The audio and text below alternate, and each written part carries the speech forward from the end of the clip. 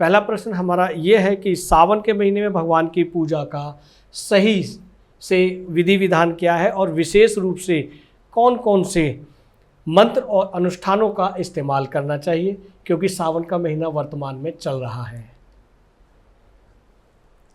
True media के माध्यम से आप सभी दर्शकों को ओम नमः शिवाय।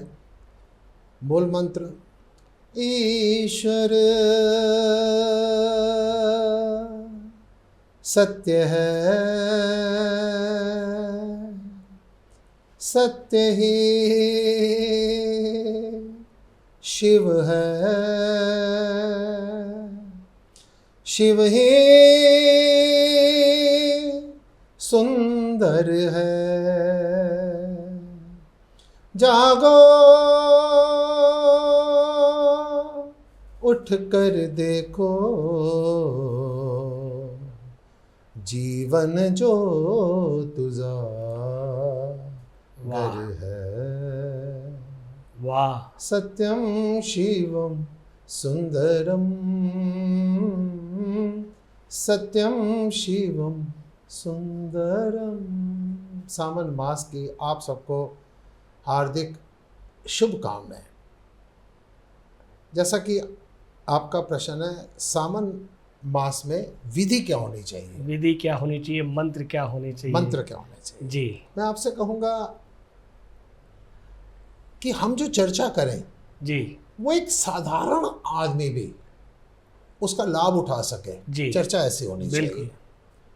और अगर हम विधियों में जाएं जी, तो कलयुग में पूरी विधि को निभा पाना, ये सामान एकत्र कर पाना थोड़ा दुष्कर हो जाता है। मेरे अनुभव के अनुसार कई बार मैंने देखा है कि जिस समय कुछ भक्त लोग किसी विद्वान से कहते हैं कि विधि पूर्वक हमारा एक काम करने की इच्छा है, तो वो जो ब्राह्मण लोग लिखवाते हैं ना, इतना फूल, इतना फल, इतना कपड़ा और उसके बाद एक चांदी का, एक सोने का, एक ये वाला, तो कहते हैं ये सोने की क्या जरूरत है। तो उसी समय विधि की धरी रह जाती है। वाह।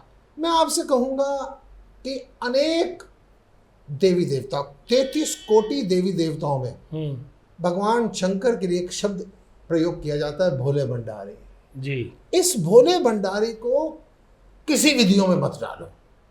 इस भोले भंडारी के लिए गंगा जल इन्हीं का है, इन्हीं का गंगा जल ये कहता है मेरा ही मुझको अर्पण कर दो।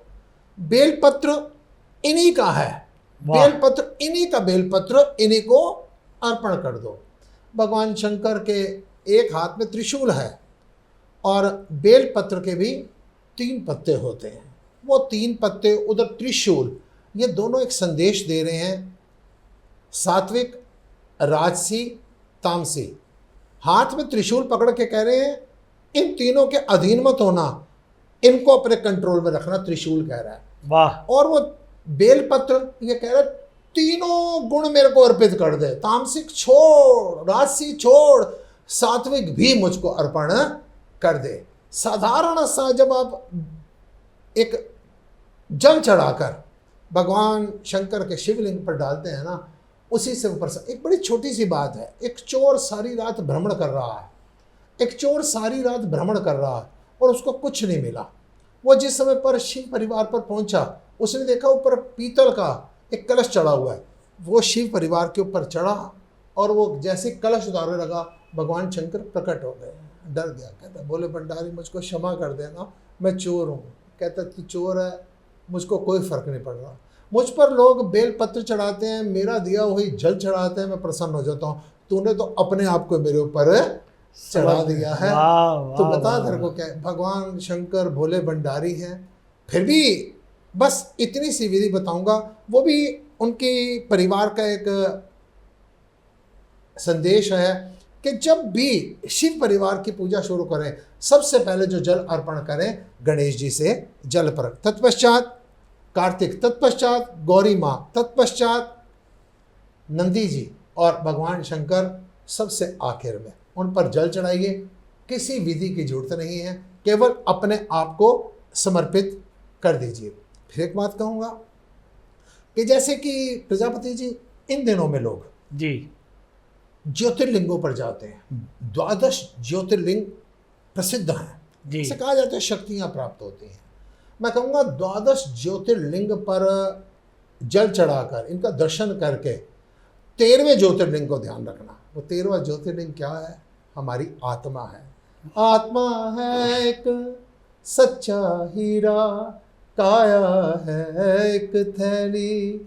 ये आत्मा रूपी शिवलिंग के ऊपर 13वां ज्योतिर्लिंग, और एक बूंद अगर आपके भाव के अश्रुओं की पड़ जाएगी ना, तो देखना भगवान शंकर आपकी इच्छाएं पूरी नहीं करेंगे, बल्कि आप में से ही प्रकट हो जाएंगे। वाह, बहुत अच्छी बात, बहुत अच्छी जानकारी। अगर आप ये वीडियो YouTube पर देख रहे हैं तो हमारे चैनल को सब्सक्राइब करें और बेल आइकन को दबाना ना भूलें। अगर आप Facebook पर ये वीडियो देख रहे हैं तो हमारे पेज को लाइक करें।